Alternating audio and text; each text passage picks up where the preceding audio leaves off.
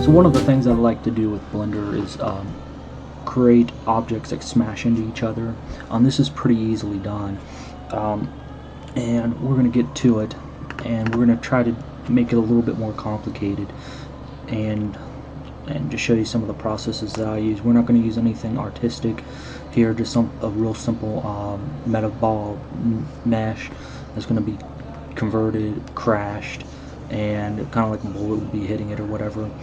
I tried to do this video last time, but I was having some trouble with gravity, and let's just get into it and see if we can solve those problems. So first thing we want to do is we want to delete this. We want to add a meta ball, and we're going to duplicate it. We want to make sure we're on the same axis as well, because you kind of see how it's kind of curving.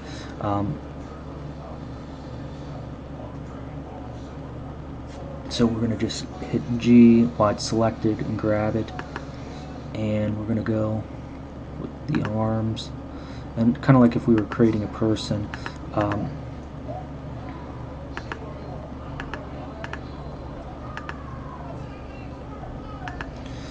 course, you know, like people like I'm trying to think,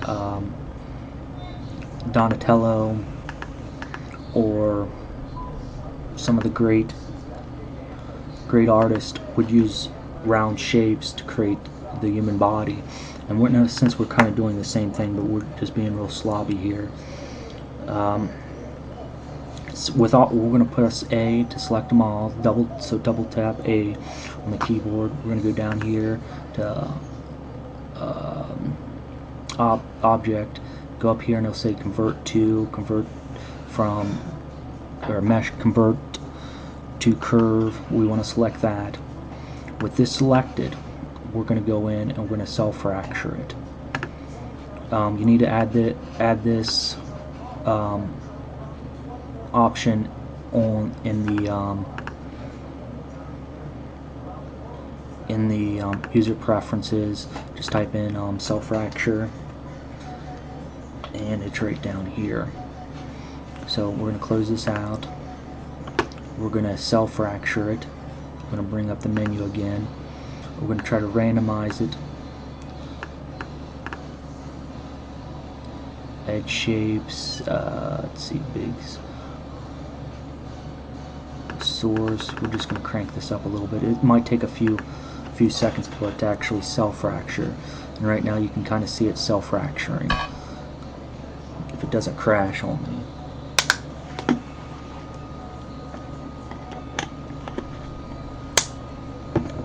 So still working at it. And what it's doing is taking one shape and it's converting it into several other shapes. So we'll go down here, click here, and there is our cell-fractured object. What we're going to do is, while we're in this scene, we're going to add a mesh. We're just going to add a plane. I'm going to grab this plane and make sure it's right under it, or somewhat close, and we're going to hit S. I'm going to size it up while it's still selected. Okay? Next thing we're going to do is we're going to go to the physics tab, hit passive because we don't want it to do anything, and we're going to go to the animate, and we're just going to play that. Now it should not fall, and that's what we want it to do. We want it to stay in place. So we're going to just click A, select out of it and rotate, and we're going to just hit A, and then hold shift and right click, and then we're going to go up to here to active, and we're going to eliminate the okay, now it should be falling, and that's kind of not what we wanted to do.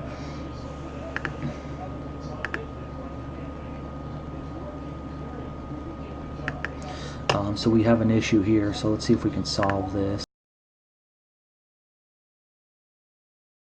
Okay, so I solved a very complex problem that was happening with Blender.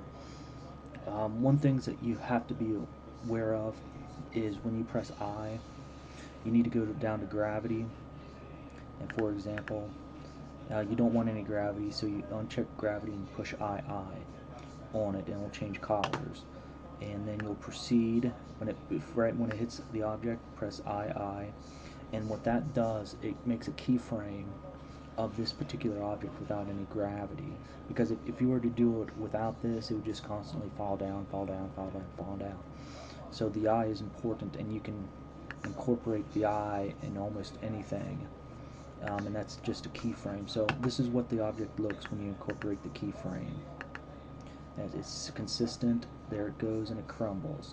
And now we have the ability to go in and go to gravity again.